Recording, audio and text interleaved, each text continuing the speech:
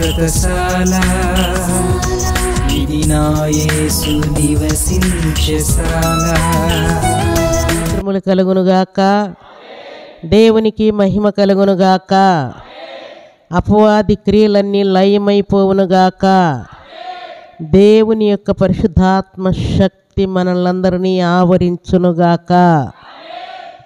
పరిశుద్ధ గ్రంథంలో నుండి సూచనలు.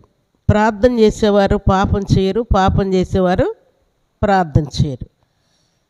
భక్తి కలిగిన వారందరూ కూడా ప్రార్థన కోసం ఆరాటపడుతూ ఉంటారు. భక్తిహీనులందరూ తినడానికి, నిద్రపోవడానికి, శరీర బలహీనతలను బట్టి కూడా అని చెప్పుకోవచ్చు.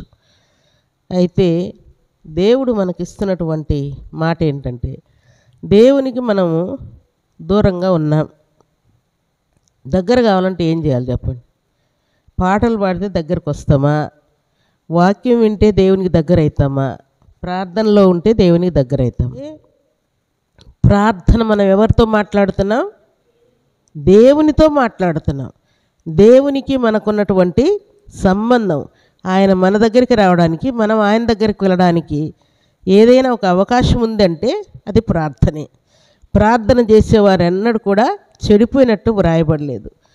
ప్రార్థన చేసేవారు ఓడిపోయినట్టు వ్రాయబడలేదు. ప్రార్థన చేసేవారు చనిపోయినట్టు కూడా వ్రాయబడదు. చనిపోవడం అంటే భూమి మీద నుండి చనిపోవడం కాదు, పరలోక పట్టణంలో దేవునికి దూరం అవ్వడమే చనిపోవడం. అయితే దేవుడు మనకిచ్చినటువంటి శ్రేష్టమైన మాట చదువుకుందాం ఈ శుభదినాన. కీర్తనల గ్రంథం 66వ అధ్యాయం 18వ వచనం. నా హృదయంలో నేను పాపమును లక్ష్యము చేసిన ఎడల ప్రభు నా మనవి వినకపోవును. ఏం చేస్తున్నా అంటే ఆయన, నా హృదయములో నేను పాపమును లక్ష్యము చేసిన ఎడల ప్రభు నా మనవి వినకపోను. ఎవరి హృదయంలో పాపం ఉంటా ఉన్నదో వారి ప్రార్థన దేవుడు ఆలకించడు. ఏమంటున్నాడు ఇక్కడ? నా హృదయంలో నేను పాపమును లక్ష్యము చేసిన ఎడల ప్రభు నా మనవి వినకపోవును.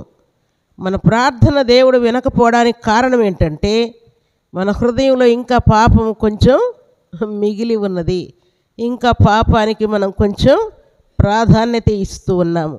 అందుకు కాబట్టి దేవుడు మన ప్రార్థన విననని దేవుడు జ్ఞాపకం చేస్తున్నాడు. యోహాను సువార్త 9వ అధ్యాయం 31వ వచనంలో, దేవుడు పాపుల మనవి ఆలకింపడని ఎరుగుదుము అని వ్రాయబడింది.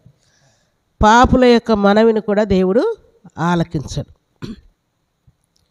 అందుకే పూర్వకాలంలో భక్తుడైనటువంటి యెహోషువ ఒక ప్రాంతానికి యుద్ధానికి వెళ్ళినప్పుడు ఆ యుద్ధంలో ఇశ్రాయేలు ప్రజలు ఓడిపోతూ ఉన్నారు.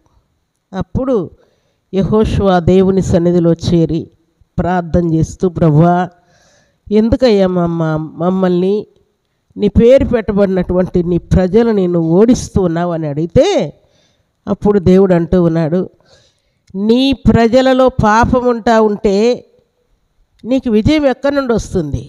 ఆ పాపాన్ని, ఆ దోషాన్ని, అపరాధాన్ని తొలగించుకో, అప్పుడు నువ్వు విజయం సాధిస్తావు అని దేవుడు యెహోషువను గద్దిస్తాడు. ఎవరు పాపం చేశారు అప్పుడు చెప్పండి? ఆకాను పాపం చేశాడు. ఎప్పుడైతే ఆకానును ఆయన ఇంటి వారిని చంపేస్తారో, ఆ పాపాన్ని ఒప్పుకుంటారో, అప్పుడు వారికి దేవుడు విజయం ఇచ్చినట్టు వ్రాయబడింది. ప్రార్థన చేస్తున్నప్పుడు యెహోషువనే దేవుడు ఆ పాపాన్ని ఒప్పుకొని ప్రార్థన చెయ్యి అంటే, యెహోషువనే దేవుడు పక్క పెడుతుంటే, మనలో పాపం ఉంటే దేవుడు పక్కకు పెడతాడా పెట్టాడా చెప్పండి? పెడతాడు కదా. యెహోషువ ఎలాంటి వాడు చెప్పండి? యెహోషువ ప్రార్థన చేయగా దేవుడు సూర్యుడిని, చంద్రుణ్ణి ఆపేసినటువంటి ప్రభావం కలిగినటువంటి భక్తిపరుడు యెహోషువ. యెహోషువ, ప్రభువా యుద్ధం అయిపోయేంత వరకు సూర్యుని, చంద్రుని ఆపేసేయి అనగానే ఒక రోజంతా కూడా సూర్యుడు, చంద్రుడు ఆగిపోయినట్టు వ్రాయబడింది. అంత భక్తి కలిగినటువంటి యెహోషువ అనే దేవుడు పక్కన పెడుతున్నాడు. ఆ పాపాన్ని తొలగించుకొని వచ్చి మరలా ప్రార్థన చెయ్యి అంటూ ఉన్నాడు.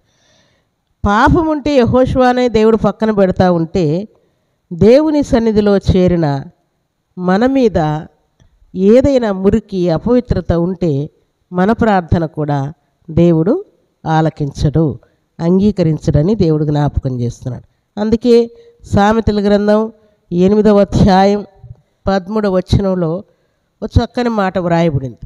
ఏంటంటే, యెహోవా యందు భయభక్తులు కలిగినుట చెడుతనమును అసహించుకొనుటయే. దేవుని యందు మనకు భయము భక్తి ఉందంటే తప్పకుండా ఏం చేస్తాం? చెడుతనాన్ని అసహించుకుంటాం. చెడుతనాన్ని అసహించుకొని నేను పాపశాప సంబంధమైన క్రియలన్నీ నేను చేస్తూనే ఉంటాను, కానీ దేవుని యందు కూడా నేను భయం భక్తి కలిగి ఉంటానంటే మాత్రం కుదిరే పని కాదు. ఎందుకు చెప్పండి? ఎందుకంటే చెడుతనానికి దేవునికి పొత్తు కుదరదు. ఎందుకంటే ఆయన పాపము ఎరుగనటువంటి వాడు, నిష్కలంకుడు, నిర్మలుడు, నిన్న నేడు నిరంతరము ఏకరీతిగా ఉన్నటువంటి దేవుడు గనుక యెహోవా యందు భయభక్తులు కలిగి ఉండుట చెడుతనమును అసహించుకొనుటయే. దేవుని యందు భయం భక్తి మనకుందంటే తప్పకుండా మనం చెడుతనాన్ని అసహించుకుంటాం. అయితే ఇంకొక మాట ఏమంటున్నా అంటే, ప్రార్థన చేసేటప్పుడు మనలో పాపం లేకుండా ఉండాలి, తర్వాత చెడుతనాన్ని అసహించుకోవాలి. ప్రార్థన చేసేటప్పుడు ఎవరైనా నీ మీద విరోధంగా ఉన్నారంటే ఆ ప్రార్థన ఆపమంటున్నాడు దేవుడు. చూడండి, మార్కు సువార్త 11వ అధ్యాయం 25వ వచనం. మీకు ఒకని మీద విరోధం ఏమైనా కలిగి ఉన్న ఎడల మీరు నిలవబడి ప్రార్థన చేయనప్పుడెల్లా వాని క్షమించుడి. ప్రార్థన చేస్తున్నప్పుడు ఎవరైనా నీకు శత్రుత్వం ఉన్నట్టు జ్ఞాపకం వస్తే వెంటనే క్షమించమని దేవుడు ఆజ్ఞాపిస్తున్నాడు. క్షమిస్తేనే నీ ప్రార్థనకు దేవుడు జవాబిస్తానని జ్ఞాపకం చేస్తున్నాడు. అనగా సమాధానంగా ఉంటేనే నీ ప్రార్థన నేను ఆలకిస్తానని దేవుడు జ్ఞాపకం చేస్తున్నాడు. మనం ప్రార్థన చేసేటప్పుడు అసమాధానం ఉంటే కూడా దేవుడు మన ప్రార్థన ఆలకించడని దేవుడు జ్ఞాపకం చేస్తున్నాడు. మార్కు సువార్త 11వ అధ్యాయం 23వ వచనం. ఎవడైనను ఈ కొండను చూచి నీవు ఎత్తబడి సముద్రములో పడవేయబడదు అని చెప్పి తన మనస్సులో సందేహింపక తాను చెప్పినది జరుగునని నమ్మిన ఎడల వాడు చెప్పినది జరుగునని మీతో నిశ్చయముగా చెప్పుచున్నాను. ప్రార్థన చేసేటప్పుడు జరగదేమో అనే అవిశ్వాసం మనలో ఉండి ప్రార్థన చేయకూడదు. ఇక్కడ ఏమంటున్నాడు? ఈ కొండను చూసి ఈ కొండ ఏం కావాలనుకోవాలంట ఆయన ఏమంటున్నాడు?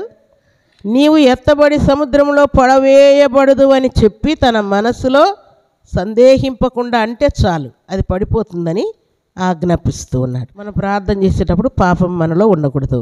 ఇంకోటి ఏంటి? అసమాధానం ఉండి ప్రార్థన చేయకూడదు. చెడుతనం అసహించుకోవాలి. అసహించుకోకుండా ప్రార్థన చేస్తే కుదరదు. ఇంకా అవిశ్వాసం మనలో ఉండకూడదు. ఇవేవీ లేకుండా మనం ప్రార్థన చేయాలని దేవుడు జ్ఞాపకం చేస్తున్నాడు. సరే.